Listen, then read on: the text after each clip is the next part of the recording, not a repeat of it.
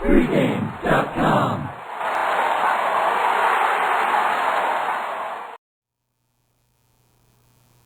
Tuesday night NBA action. We've got the New York Knicks traveling to play the Dallas Mavericks. I'm Marco D'Angelo. I'm joined by Steven Nover. Steven, NBA action. We've got the defending world champs, the Dallas Mavericks. We've got the New York Knicks, Linsanity, all of the buzz. Starting to, go down a little bit with the Jeremy Lin buzz because this team, they're 2-3 their last 5 games. Ironically, that 2-3 comes after they had that great start with Jeremy Lin, but that 2-3 is since Carmelo Anthony returned. Any correlation to that with Carmelo coming back? A little bit, Marco. We talked about it last week when we did our mid-season report, and I gave the opinion that Carmelo Anthony's a great guy for rotisserie basketball, stat-wise, not a winning basketball player. Still, the Knicks are 10-3 since they've gone to Jeremy Lin as their starting point guard.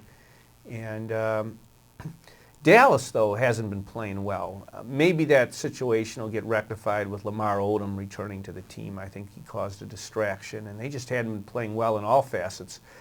Dirk Nowitzki had not been shooting well. He finally got on track, and he's really the key. I mean, when he's shooting well, Odom's got his head on straight. They are the defending, world champs, and they're worthy of respect. And so, we'll see. I think both teams are kind of striving to get to that next level. So it's an interesting matchup. Well, this game, I'm projecting the line, and we're taping this on Monday, and the line on this game, Dallas doesn't play tonight Dallas does play tonight. They're playing Oklahoma City on Monday, so we're not going to have the result of that game to factor into the line.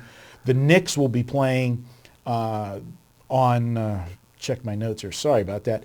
The Knicks played Boston on Sunday in an overtime game, which was a thriller. They came, it was a back and forth game.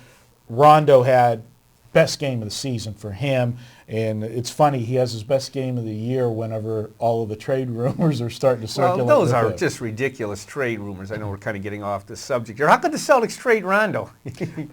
Yeah, he's the team, but this Boston, well, we're going to actually be talking about Boston in another video, so we'll save that discussion for that game.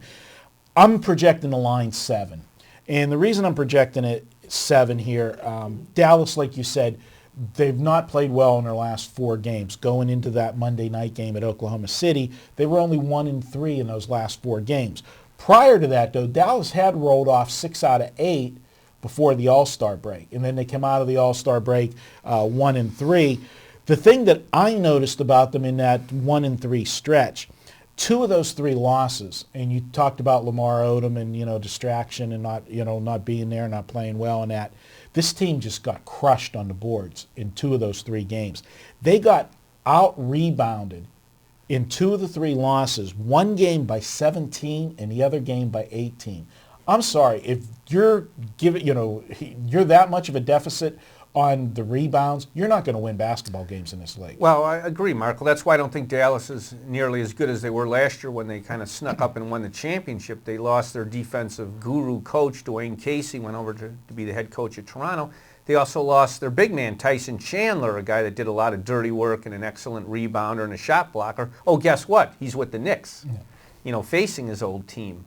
He'll definitely have a little chip on his shoulder. I don't know which way you're going on this one, Marco. I prefer, when I'm involved with Dallas Maverick games, is to like them more on the road than at home, and especially off a back-to-back now situation having to play Oklahoma City. If they should beat Oklahoma City, it kind of maybe puts them in a letdown spot, possibly. That's maybe the best team in the West right now, Oklahoma City. So it's a good spot for the Knicks.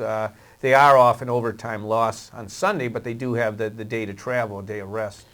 Well, there's a couple things I'm actually on the Dallas side here, and here's going to be the reason. That 1-3 stretch for Dallas where they lost, we said about the rebounding, but more importantly, this Dallas team doesn't have the depth that they used to have. They're a little bit older. That 4-game stretch that they went 1-3, they played 4 games in 5 days after the All-Star break. That's not a good stretch for any team. And then for them to have, the problems that they had. And that might have been part of the rebounding problem too. A tired team, you don't have the legs and, they're not blocking out. So I'm going to give them, a pass on that losing streak. And I think they're going to get the ship righted. I'm looking at the Knicks and I'm looking at the stats. This team's going the wrong way. I know they're 10-3 under Jeremy Lin, but they're going backwards right now. When Jeremy Lin took over, this team had held 9 straight opponents to 100 points or less. In the 5 games since Carmelo's come back, 4 of the 5 teams have scored over 100 points. Carmelo just doesn't play defense. He's a scorer. I think that he's in there. It's changed the whole chemistry of this team. Jeremy Lin doesn't look as confident at the point guard position. Maybe that's because, the real star's back on the floor, for the Knicks. So, the attention's not on him. Or maybe he feels, pressure that he's got to get the ball to Carmelo so he gets enough of his shots, whatever. I don't know. But the chemistry of this team has definitely changed. Also, and I'm going to throw a baseball angle out at you, and it's only come up once so far this year, and it's won already. This will be the second time the Knicks face Dallas since Jeremy Lin's taken over. They won the first game.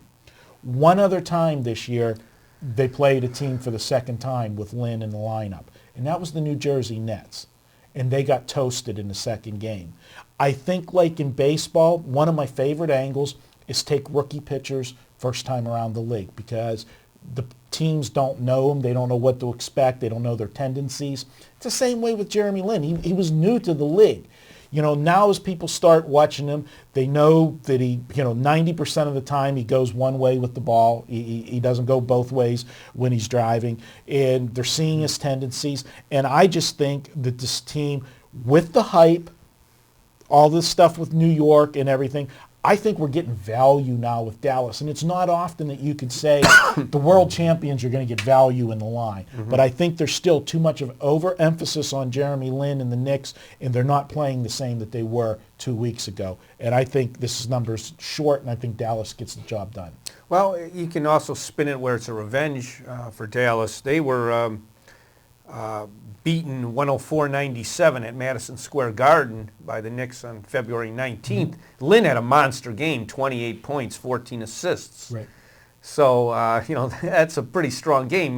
Granted, I don't think he'll come close to those numbers here. Dallas is wise to him. And, it's a prideful veteran team. Jason Kidd may not have a lot left in the tank, but after getting burned here, he's gonna bring his A game. Yeah, because that game was on national TV too. Yeah, they got embarrassed. That was a Sunday game on ABC. Yeah. Well, I wish you luck if you like Dallas here. I'm probably going to be neutral and stay away from this game, but we'll see. All right. Well, it's not my video best bet, just a regular play, but we're going to go with the Dallas Mavericks. I've got them handicapped out to win the game by 11. So let's go with the Mavericks on Tuesday. Let's lay the points.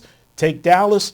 He's Steven Nover. I'm Marco D'Angelo. We're going to be right back. We're going to take a look at another NBA game for this week. We're going to move to Wednesday, look at an old Eastern Conference rivalry, not the same as it used to be, but we've got the Celtics and the Sixers up next.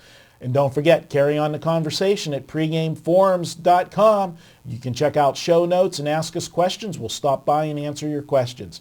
Thanks for watching. We'll be right back.